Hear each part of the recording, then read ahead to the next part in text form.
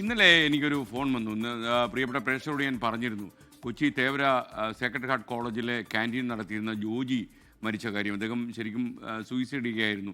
അപ്പോൾ ഞാൻ വളരെ അടുപ്പമുണ്ടായിരുന്നു ജോജിയുമായിട്ട്. അതുകൊണ്ട് ഞാൻ ഈ മരണവാർത്ത സംബന്ധിച്ച ചാനലിൽ പറഞ്ഞ ഒരു കാര്യം, അദ്ദേഹത്തിന് വല്ലാത്ത കടമുണ്ടായിരുന്നു. കടം കയറി മുടിഞ്ഞ് അദ്ദേഹം ടെൻഷൻ കയറിയാണ് ജീവിതം അവസാനിപ്പിച്ചതെന്നായിരുന്നു. എന്നാൽ അദ്ദേഹത്തിൻ്റെ മകൻ കുരീച്ചൻ ഇന്നലെ എന്നെ ഫോൺ ചെയ്തു. അദ്ദേഹം പറഞ്ഞു, സോഷ്യൽ മീഡിയയിലൊക്കെ ഇങ്ങനെ പ്രചരിക്കുന്നു, അപ്പച്ചൻ മരിച്ചത് കടം കയറിയല്ല, മറ്റെന്തോ കാരണമാണ് എന്ന് അദ്ദേഹം പറയുന്നു. അപ്പോൾ നമ്മൾ ആ വാക്കുകൾ വിശ്വസിക്കുന്നു. മാത്രമല്ല, പ്രത്യേകിച്ച് അപ്പച്ചനൊക്കെ മരിച്ച് വിഷമത്തിൽ നിൽക്കുന്ന ആ കുടുംബത്തെ ഒരിക്കലും വേദനിപ്പിക്കാൻ ഞാൻ ആഗ്രഹിച്ചിട്ടില്ല. പക്ഷേ ഈ മനുഷ്യൻ എന്തെങ്കിലും സാമ്പത്തിക പ്രശ്നങ്ങൾ കൊണ്ടാണോ ഇങ്ങനെ ഒരു കടുങ്കൈ ചെയ്തത് എന്ന ചിന്തയിൽ നിന്നായിരുന്നു എൻ്റെ വാക്കുകൾ. ഞാൻ ആ വാക്കുകൾ പൂർണ്ണാർത്ഥത്തിൽ പിൻവലിക്കുന്നു. സോഷ്യൽ മീഡിയ കൈകാര്യം ചെയ്യുന്ന പ്രേക്ഷകരോടുകൂടി എനിക്കൊരു റിക്വസ്റ്റ് ഉണ്ട്, നിങ്ങൾ ആ വാർത്ത ഇനി പ്രചരിപ്പിക്കരുത്, അത് ഫോർവേഡ് ചെയ്യരുത്, ഷെയർ ചെയ്യരുത്.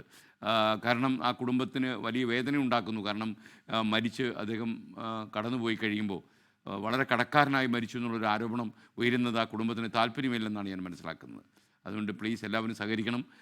ഒരിക്കൽ കൂടി ജോജിയുടെ മരണം എന്നെപ്പോലെയുള്ള ഒരുപാട് ആൾക്കാരെ വേദനിപ്പിച്ചിട്ടുണ്ട്. കാരണം എനിക്ക് പ്രിയപ്പെട്ട പ്രേക്ഷകരോട് പറയാനുള്ളത്, സമൂഹത്തിൽ പണത്തിനോട് ആർത്തി കാണിക്കാത്ത, ആക്രാന്തം കാണിക്കാത്ത വളരെ കുറച്ച് മനുഷ്യരെ ഞാൻ എൻ്റെ ജീവിതത്തിൽ കണ്ടിട്ടുള്ളൂ. എങ്ങനെയെങ്കിലും പണം ഉണ്ടാക്കണം, അത് കുറുക്കു മാർഗത്തിലാണെങ്കിൽ വളരെ ബെസ്റ്റ് എന്ന് വിശ്വസിക്കുന്ന ആളുകളെ കൂടുതലായിട്ട് ഞാൻ കണ്ടിട്ടുള്ളൂ. വളരെ കുറച്ച് പേരേ ഉള്ളൂ. അങ്ങനെ വ്യത്യസ്തരായി മാറി നിൽക്കുന്ന ഒരു മനുഷ്യനായിരുന്നു ഈ ക്യാൻറ്റീൻ ഉടമ. എല്ലാവരും നന്നായിട്ട് ഭക്ഷണം കഴിച്ച് ഏമ്പക്കം വിട്ട് കടന്നു പോകുന്നത് കാണുമ്പോൾ വളരെ സന്തോഷത്തോടെ കൗണ്ടറിലിരിക്കുന്ന ഒരു ജോജിയുടെ ചിത്രം എൻ്റെ മനസ്സിലുണ്ട്. ആ ജോജി എന്നും എൻ്റെ മനസ്സിൽ ജീവിക്കും. അദ്ദേഹം നന്മയുടെ ഒരു ആൾ രൂപമാണ്.